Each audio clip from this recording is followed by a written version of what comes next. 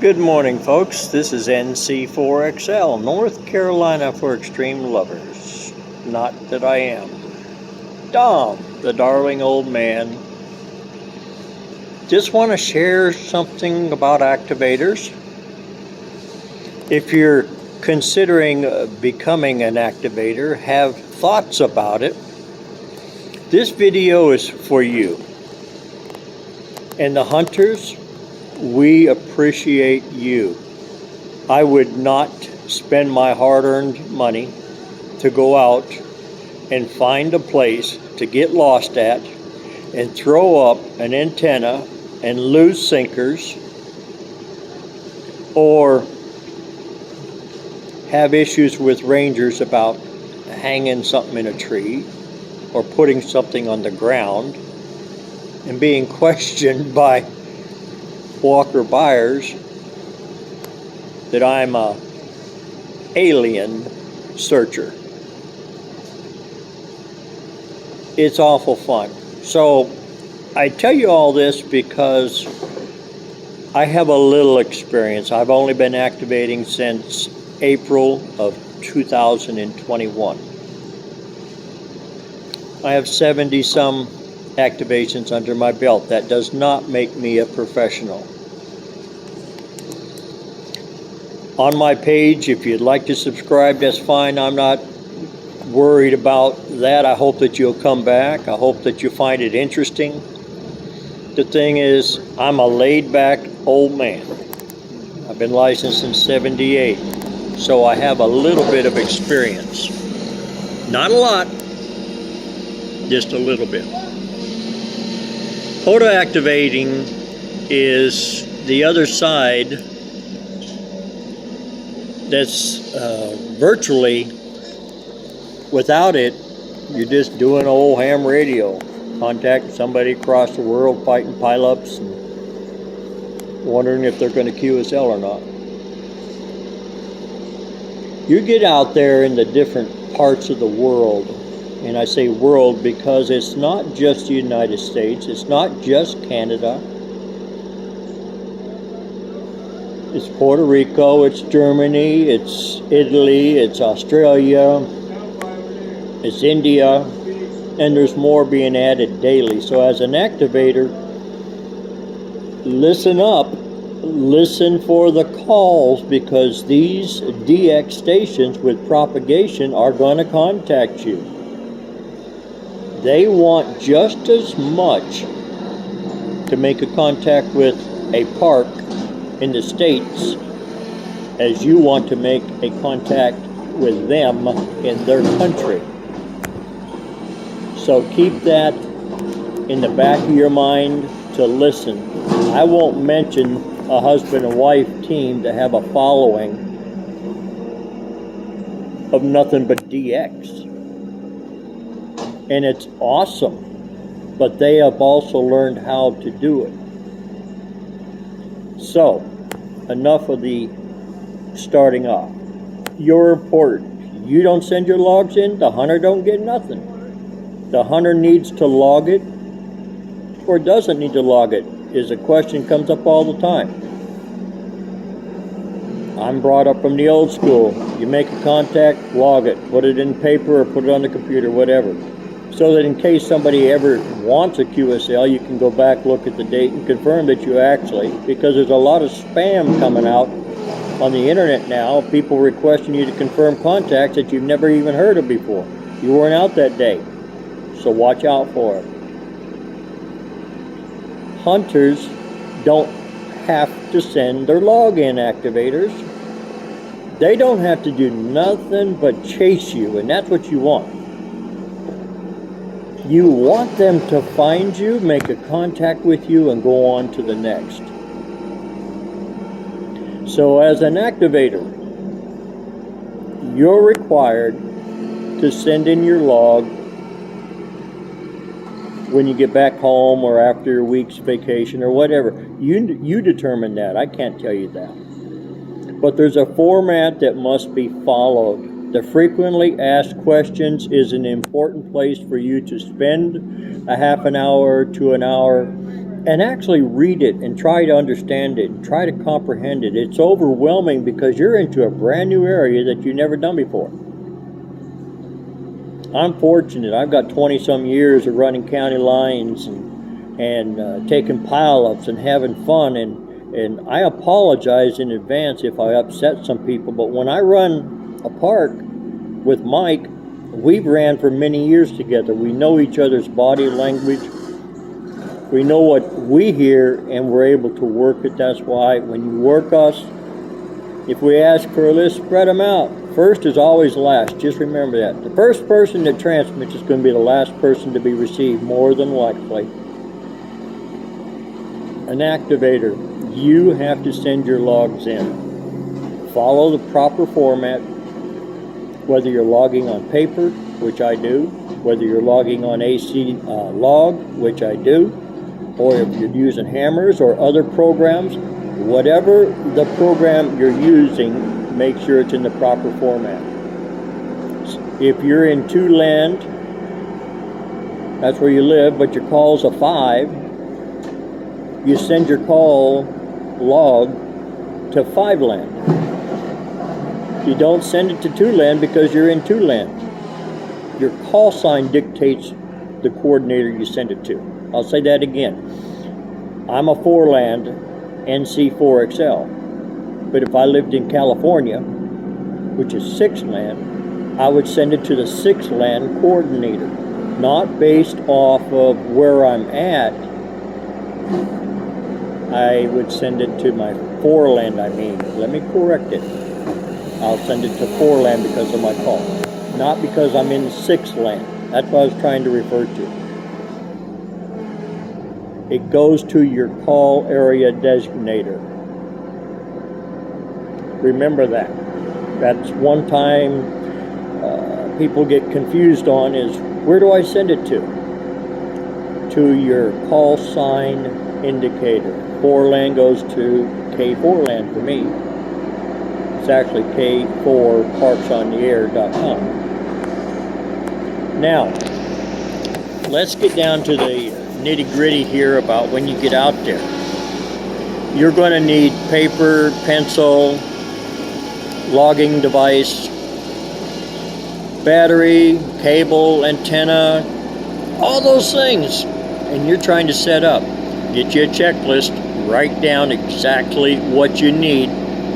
Write it down. Yes, it's old school. Write it down. Make your checklist.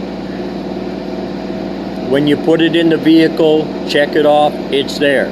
It's there. If you put it in the container, it's there.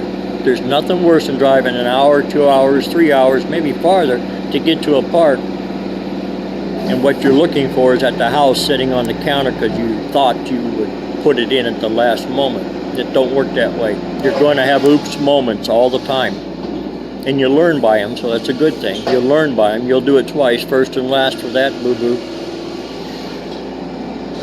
On your antennas, regardless of the antenna that you set up. Regardless. Practice it. Set it up. Take it down. Set it up. Take it down. Try it out. Test it. Go on air. Hunt with it. Make sure you know your antenna.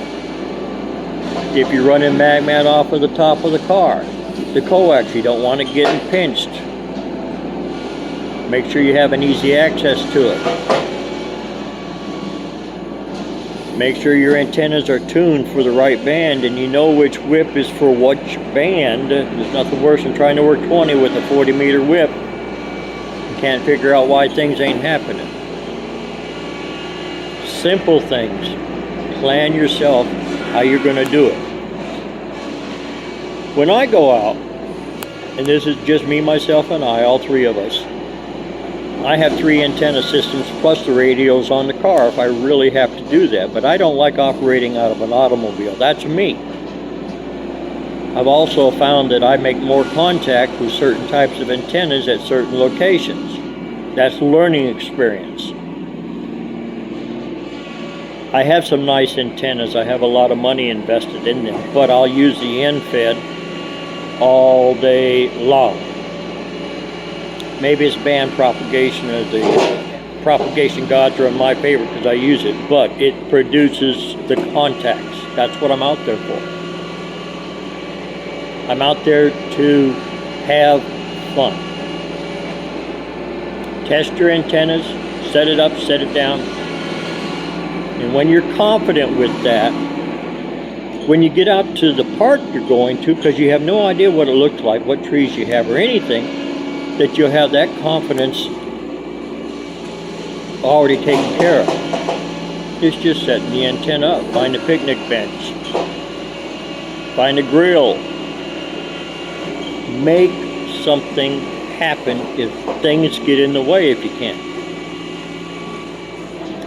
Charge your battery. Don't assume. You know what assume means. Charge your battery. You don't have to go out and buy a meter like what I got that I can check my battery to make sure. Some radios, when they get hot because they're not protected from the sun and the sun's beating down on them, will shut down. There you go, you're stuck. So protect your equipment. There's a lot of nice go boxes. There's a lot of portable tents, canopies, tarps even. I got a tarp in the car. I'll drag it over the top of us. There's many different things you can do. Think outside of the box and make your box bigger and fill it with a lot of other good ideas that you see on Facebook where people are suggesting things to you. You will find you will have a lot of fun.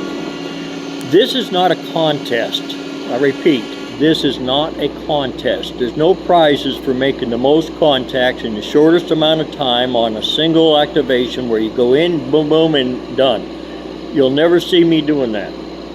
I will not run a park if it's just going to be for a quick 10 and go. Regardless, I'll drive by it. That's me.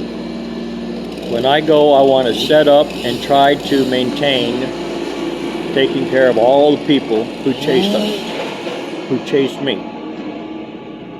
One day you're going to wake up and the good Lord will have taken me home, and what I have left you is a memory of our time together, many friends that I have become to get to know. I know them by their voice. I know them by their call sign, their club call signs. I know them by the pictures that they post, the paintings that they do. These are the different groups that you're going to learn as an activator, getting outside of your house and going and chasing. My videos are not going to be showing contacts to contacts to contacts. That's my preference because that's not what I'm looking for. It's nice to see your call and hear it, yes. I try to make it informational video, opening the box video, experiment boo-boo video. And you're going to make boo-boos. You're going to forget cables. You're going to forget coax. We've seen people forget radios. Now think about that. That takes an awful lot, but it does happen. Take those boo-boos and make them good. If you got a lemon in your life, make some lemonade out of it. Don't give up so easily. There's nothing worse than one radio going down. That's why when Mike and I go out, we have 4 radios. We have 2 dual banders and we have 2 HF rigs. Actually, we've got 3 now because I carry a backup radio in the car. So if one radio goes, I'm not dead in the water because it's an hour plus just for me to make one part. And then my stamina doesn't allow me to do 4 or 5 parts in a day. I just can't do it. But what I can do, I know I do it, and that's it.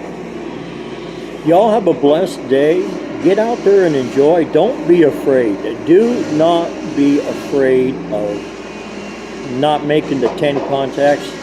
If you get out there, first of all, go work park to parks before you activate. Go work the park to parks all you can before you activate. Because once you get activating, you might be tied down. And I love pileups. And if you're listening to me, you will get 1 hour pileups. And they're overwhelming. Remember, first is a lot of times last when it comes to pileups. So when people call first, they're not necessarily going to be the first ones you hear. You hear the noise, and then when things slow down, you'll be piecing calls together. You can't do that on a laptop or iPhone. You spend a lot of time trying to fill in the blanks. Wait for one call to be correct. Write it on paper. Enough of my complaining. It's almost 16 minutes, and I thank you for putting up with the noise. I'm at the park where I normally would actually practice and play with my antennas. But today, I just wanted to make this video and share it with you. I want the activators to know how darn important you are. And as a hunter, if you're watching this, I want you to know how important you are to me. Because without you sitting there and following the bands and chasing me, I'm wasting my time and gas. But you're not a waste. You're an opportunity, and I look forward to providing for you for your different awards, etc., etc. NC4XL, the darling old man, in North Carolina. Y'all have a blessed day.